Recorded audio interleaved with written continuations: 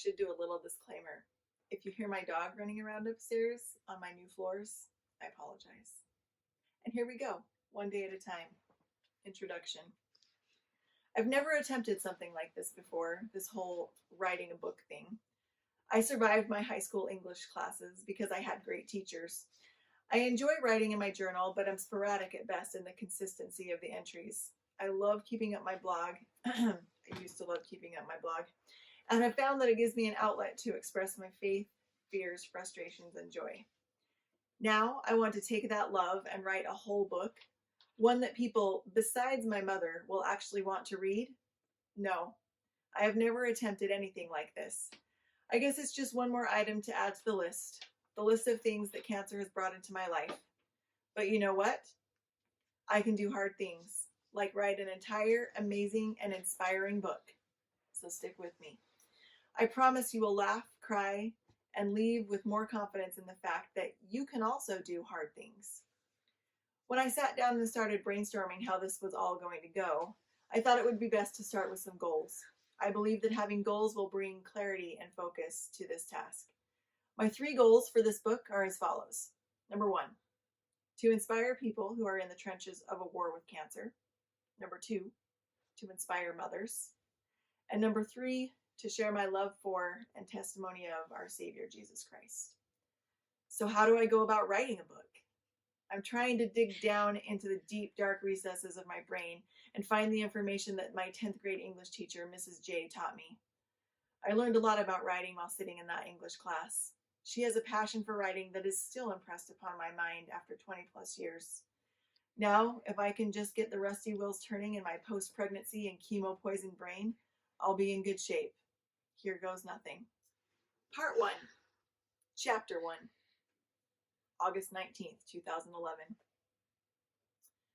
August 19th, 2011 started out beautifully. I watched with excitement, nervousness, and a little bit of sadness as my oldest child, Josh, got ready for his first day of junior high school. How did he get so big? I remember him toddling around on chubby little legs learning how to walk. Now I had to drop him off at the junior high so he could learn to walk through the seemingly endless supply of hallways and staircases there.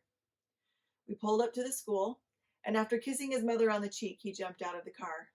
With confidence and excitement oozing from every ounce of his 7th grade body, he strode off without even as much as a glance back in my direction. I suppose I had no need to be nervous. He was ready for the challenge. My girls still had a few days before their school would begin. We had plans that day to enjoy the last of our summer freedom. Those plans included a figure skating lesson for Emma, and after looking at our bare cupboards, a trip to Costco as well. After Emma's lesson, we were piling into the van when my phone started to ring. I was expecting a phone call from the Women's Center at St. Mark's Hospital because I had gone in for a biopsy the day before. I knew that this would be the call to tell me that the tissue from the lump in my right breast had been tested, and the results were exactly what they thought they would be. It was just a fibrous mass and nothing else. Hello, I said as I was juggling my phone, my purse, and attempting to buckle Ellie into her car seat. Hello, is this Desirae? Asked a kind yet businesslike voice.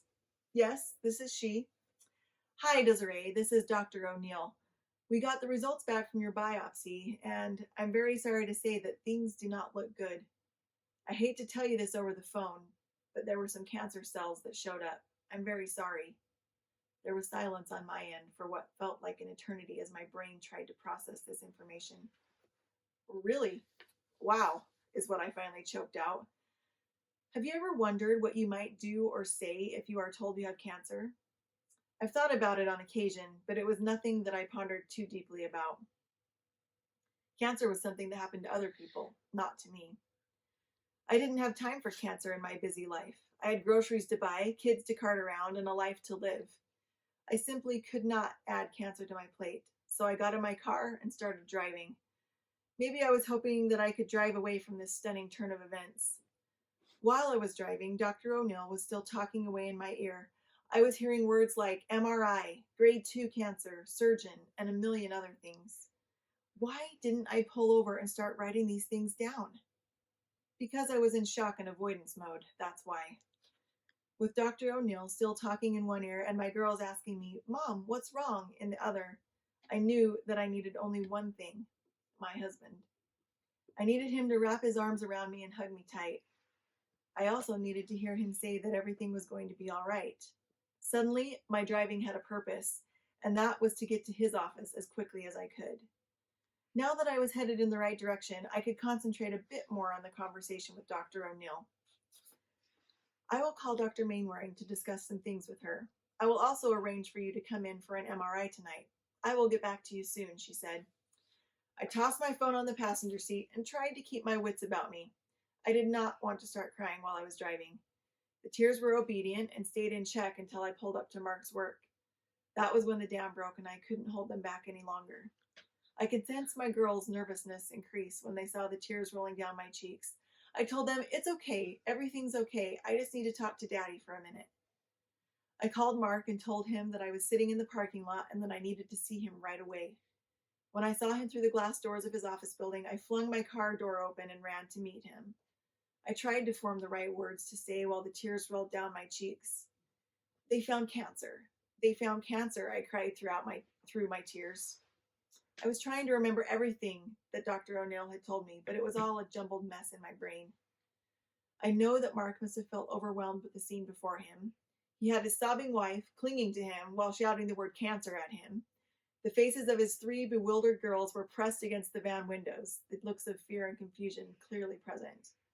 I'm sure that he was also trying to find the right words to say.